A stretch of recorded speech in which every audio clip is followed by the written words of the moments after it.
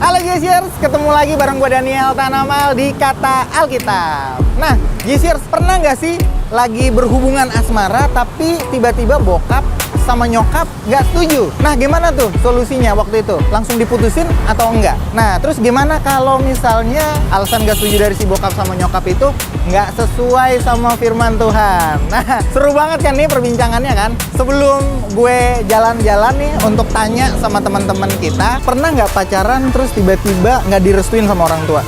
Pernah. Pernah ya? Pernah ya? Pernah tapi backstreet sih. Pernah tapi backstreet. Oke, alasannya orang tua apa tuh? Beda ras mungkin. Oh, beda ras ya mungkin. Karena adat. Oh, karena adat. Karena beda agama. Karena beda agama ya. Oke. Solusinya ikutin kata orang tua, ikutin kata hati sendiri, atau cari jalan tengah? Akhirnya menyerah sih. Akhirnya menyerah sama hubungannya, ikutin orang tua. Tetap ikut orang tua. Tetap ikut orang Tetap tua. ikut orang tua. Oke. Ya pasangan dulu tapi ikutin jalurnya aja dulu tapi akhirnya berbeda ya udah. Oke. Thank you ya. Iya. Di Indonesia, beberapa hal yang sering menjadi alasan tidak direstuinya suatu hubungan oleh orang tua adalah beda suku, beda agama, pasangan pria belum mapan, dan lain sebagainya. Tentu saja alasan ini adalah yang alkitabiah, namun juga ada yang tidak sesuai dengan firman Tuhan dan terkesan mengada-ngada.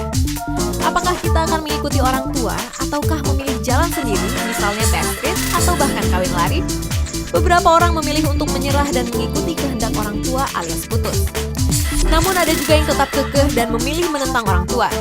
Menurut pendeta Christopher Tapi Heru, seharusnya kita sebagai anak harus menghormati orang tua, artinya tunduk dan taat. Ya, Keluaran 20:12 jelas mengatakan bahwa hormatilah ayah dan ibumu. Ya, jadi ada hukum Taurat terbagi dalam dua loh batu, dan loh yang kedua ini tentang hubungan antar sesama manusia dan dimulai dengan perintah itu. Kalau kita ingat 10 hukum Taurat pun, ini satu-satunya perintah Tuhan yang ada janjinya. Artinya berhadiah langsung.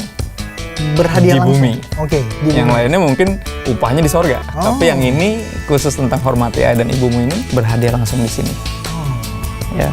Terus Kolose 3:20 dibilang gini, anak-anak adalah kewajiban kalian sebagai orang Kristen untuk selalu taat kepada ayah ibu karena itulah yang menyenangkan hati Allah. Artinya apa? Kalau kita benar-benar Tuhan, ya, kita akan menghormati ayah dan ibu kita, selalu taat kepada ayah ibu kita. Karena itu yang menyenangkan hati. Karena itu yang menyenangkan hati Tuhan, lebih hubungannya ke kita dengan Tuhan. Di Yohanes 2 ayat 3-5 malah lebih menarik lagi karena Yesus bukan cuma memfirmankan ini, mengajarkan ini, tapi juga mencontohkan tentang penghormatan dan ketaatan ke orang tuanya. Kalau kita ingat, ini mujizat pertama yang Yesus lakukan dan ini yang terjadi. Ya, Maria bilang, Yesus, akhirnya mereka kehabisan anggur nih. Terjemahan sederhana Indonesia bilang gini, belum tiba waktunya untuk menunjukkan kuasaku. Belum tiba. Iya, dia bilang sebenarnya ini belum saatnya nih saya bikin mujizat nih untuk menunjukkan siapa saya yang sebenarnya. Terus tapi menarik, Maria langsung ngomong bukan sama Yesus lagi, tapi ngomong ke orang-orang yang ada di situ. Dia bilang gini, apapun yang dia suruh lakukan, lakukan. Artinya apa? Nampaknya nggak pernah ada momen di mana Yesus nggak taat sama Maria. Maria sampai tahu kalau saya minta ini, dia pasti bikin. Diberikan teladan bagi kita untuk melihat bahwa Yesus pun taat sama orang tuanya. Sampai konteks ini loh. Padahal secara kedaulatan ini belum waktunya bikin mujizat. Tapi karena penghormatan kepada orang tuanya, menarik kan? Dia memutuskan untuk ya udah saya bikin. Oke. Keren kan?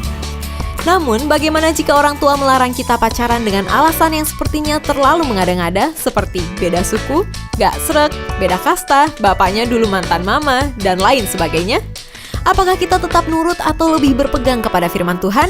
Stigma itu udah pasti ada, tapi menurut saya adalah gini, ketika kita mengajukan langsung keberatan kita yang disupport oleh kebenaran firman misalnya, kita harus dengan sikap tadi, tetap sikap hormat, ya, dan khususnya di pasangan kita, misalnya kita udah pacaran, pasangan kita pun harus membuktikan bahwa nggak semua orang yang sukunya begini, orangnya kayak begitu. Ngerti kan? Jadi ada PR dari dia juga untuk membuktikan bahwa pandangan itu ya nggak semua orang ini begini kok tante misalnya. Dan itu bagian dari penghormatan sebenarnya. Saya percaya semua keberatan orang tua itu ada pertimbangan mereka sendiri dan pasti berasal dari hati yang terlalu sayang sebenarnya. Siapa sih yang pengen anaknya susah misalnya?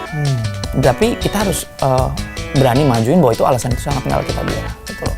Dan tentunya pasangannya pun, pacarnya pun harus berusaha membuktikan diri, tunjukkanlah tadi bahwa stigma itu nggak benar gitu loh. Ya dengan cara ya tadi sesuatu yang bentuknya relational dalam penghormatan itu selalu bisa meluluhkan hati orang tua, akhirnya melihat bahwa ini orang yang mungkin saya salah misalnya. Jadi kesimpulannya adalah, jika orang tua menentang hubungan kita, lihat dulu alasannya apa. Jika karena beda agama, lebih baik tinggalkan alias putus. Jika kamu masih sekolah, mending nurut orang tua deh. Jika beda suku, jelaskan pelan-pelan dan tetap berdoa supaya Tuhan yang lembutkan hati orang tua. Tuhan kan gak rasis. Jika pacar kamu belum mapan, ini saatnya membuktikan bahwa kamu gak salah memilih pacar dan dia bisa jadi orang sukses. Dorong pacar kamu biar lebih sukses. Kira-kira di mana posisimu sekarang? Pernah mengalaminya juga?